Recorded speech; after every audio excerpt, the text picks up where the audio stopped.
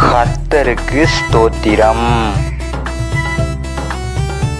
கர்த்தருக்குள் பிரியமானவர்களே, இன்றைய வேத வசனம்.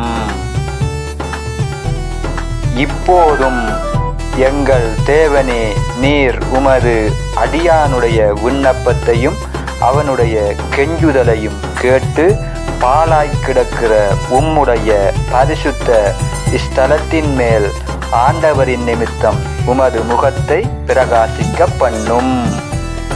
தானியேல் 9ஆம் அதிகாரம் 17ஆம் வசனம். கர்த்தர் தாமே உங்களை ஆசீர்வதிப்பாராக. ஆமென்.